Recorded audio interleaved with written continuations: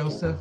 I'm the founder of AGA Associates, and we're always looking to like collaborate with like-minded individuals, especially those in the industry, because we just feel as if as an interior designer, your company has so much to offer. So feel free to tell me a little bit more about your company. Right, so my company is called I Love This Place, and I came up with this name because that's literally what I wanted people to say and feel when they walk into a space that I've created, which is I love this place. It's something that I say all the time when I walk somewhere I like. And so I started my company and I wanted to do interior design from the perspective of mental health, where I create interiors that not only look good, but they're also good for you. And this stemmed from my own personal experience when I dealt with mental health issues and I was at the lowest of the low. And I realized how my environment and changing my environment around me, my immediate built environment, helped me heal and helped me get out of bed and helped me go throughout the house and gave me purpose. And then when lockdown hit, again, I was stuck in the house and I thought, God, I like what I see and thank God for that. And that is helping me get through this. So it's something that I just wanted to share with others, and just make sure they realize that, there's so many things we can't control in this life. We can't control what others do. We can't control the weather. We can't control so many millions of things. But most of us have at least a little bit of control when it comes to our personal space, our homes, our interiors, even if it's Completely just a little bit. agree.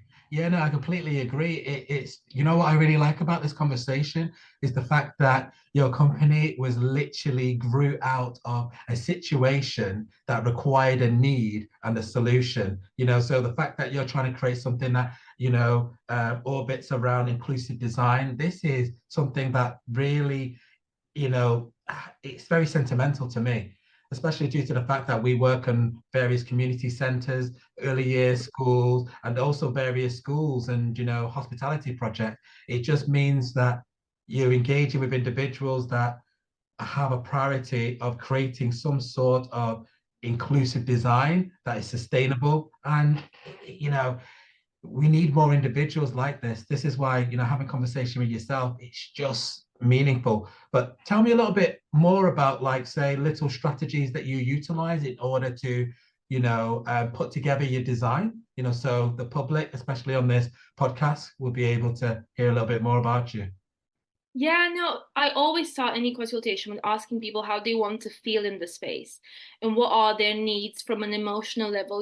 There are some people who get really stressed, they have such stressful jobs, they want to come home and just feel like, when you walk in your home and you just exhale and you're like, oh, Oh, I'm home. no, totally. That's a magical feeling. And sometimes you don't have that. And I asked them, okay, you want to feel that. Why do you feel you don't have that? What's the first thing you see when you walk through the door? When you put that key in the door and you open the door, what's the first thing you That is see? such a powerful question, very powerful question. Like some people are sometimes obsessed with the destination, but sometimes with architectural design, it's about the journey to get to that Absolutely. destination and the experiences that people feel along the way. That sometimes is more meaningful than the actual place they need to go. Don't get me wrong, destination is great, but the journey is as important, So yeah, feel free to tell me more about some of your strategies in regards to that. 100%. I think you can't get to your destination properly. You're not going to get where you want to get to if you don't think about the journey. And this is an exercise that I ask, it's my strategy, if you will, the exercise that I ask clients to do. In your own time at home, literally just close your eyes and do an imaginary tour of your house.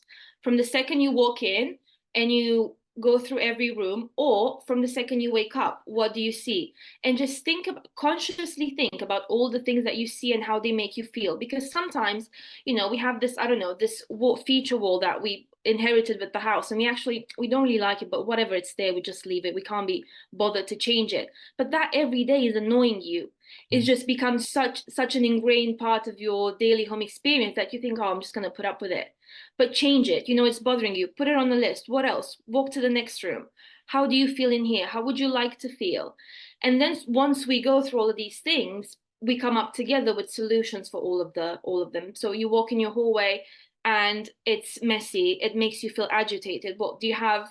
A red feature wall and shoes all over the place. Okay, so we need to change these colors. We need to find storage solutions that people will actually proactively use them and want to use them because they're easy. Okay, what's the next thing? You walk into your kitchen.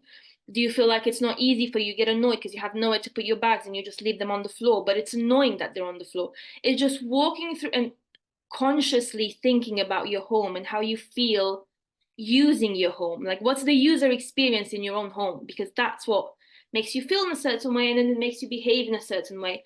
And then I also ask people, who do you want to be? Who do you want to be? And does your home help you become that person? You might want to be someone who exercises. I want to exercise every day.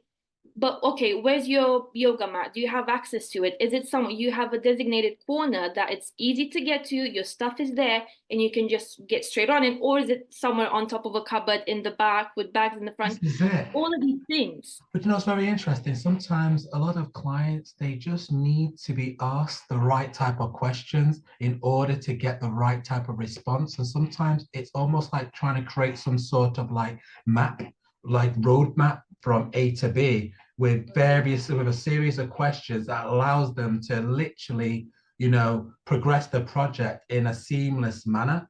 And at the same time, these series of questions, they assist the client to almost feel as if they are part of that journey.